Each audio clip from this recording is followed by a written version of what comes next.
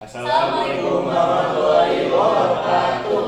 Halo teman-teman semua, kami dari kelompok 7. Sebelumnya perkenalkan saya Laila. Saya Galang Arkansyah. Saya Badu Lusius. Saya Muhammad Sultan. Saya Mahfud Robi. Saya Susan Tukarwe. Saya Hana Noreni. Nah, jadi pada video kali ini kita akan membahas masalah yang sering banget terjadi di dunia elektronika, yaitu kenapa rangkaian yang disimulasi itu bisa nyala, tapi pada prakteknya itu seringkali ada yang gagal gitu. Nah, benar banget tuh, karena kita juga sebagai mahasiswa itu pasti punya belajar kayak teori di Proteusnya, ataupun di Eagle, ataupun kita pas udah dirangkai, nyatanya ternyata beda nih sama yang di aslinya. Nah, itu juga kita ada banyak problem kayak gitu. Nah, hal kayak gitu kan bikin kita bertanya kadang kayak kenapa sih kita di saat ngerangkai itu bisa jalan tapi pas disimulasiin totonya nggak bekerja gitu, bahkan nggak bisa buat dijalankan gitu.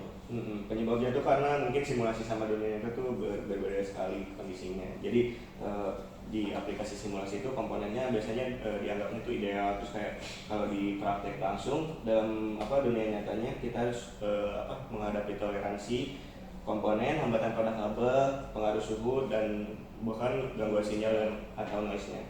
Nah, berdasarkan masalah yang tadi udah disebutin, berarti bisa disimpulkan nih kalau masalah utamanya itu bukan karena kesalahan ngerangkai aja, tapi ada perbedaan antara model yang ada di simulasi sama yang kondisi nyatanya gitu. Nah, betul. Berarti ini masuk ke dalam filsafat ilmu yang berkaitan dengan konsep ontologi, yaitu tentang hakikat suatu realitas.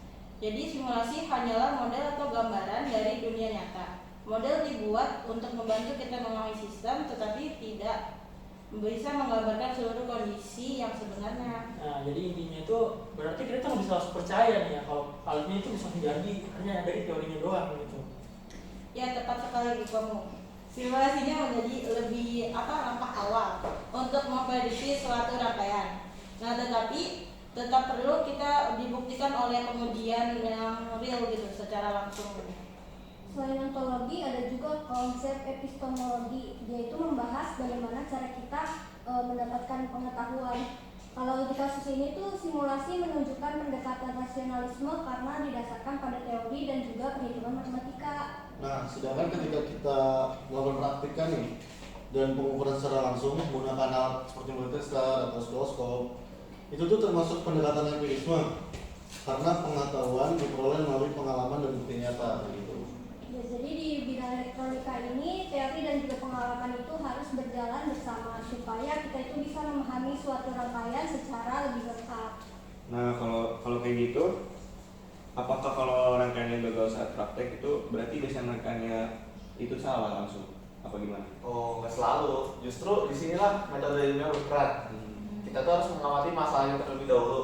Kemudian setelah kita mengetahui masalahnya, kita cari tahu lagi nih penyebabnya seperti apa. Nah, setelah tahu penyebabnya, kita udah dapat masalah penyebab, lalu kita uji dengan membuktikan dugaan-dugaan tersebut. Jadi bukan hanya sekedar masalah maupun asumsi ya, asumsi.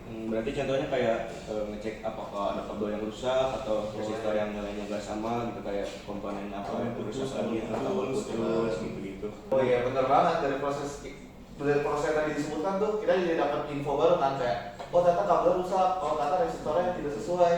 Jadi kita bisa tahu rangkaian apa, maksudnya dalam rangkaian kita apa yang perlu diperbaiki agar bisa bekerja gitu.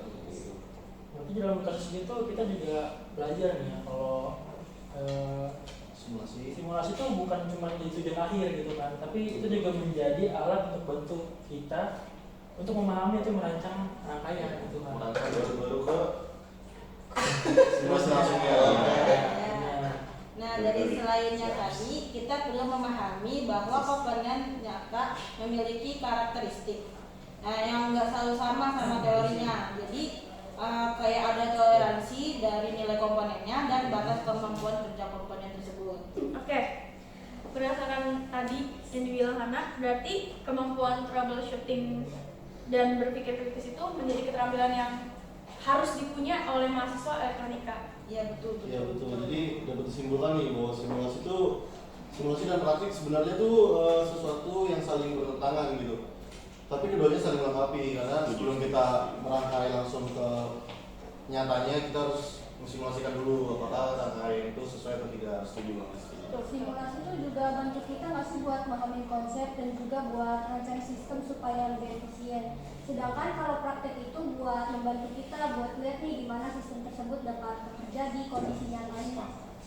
Oke, berarti kalau kita gabungin nih dari semua yang kita bahas, itu berarti ada yang namanya teori, simulasi juga praktek langsung nih.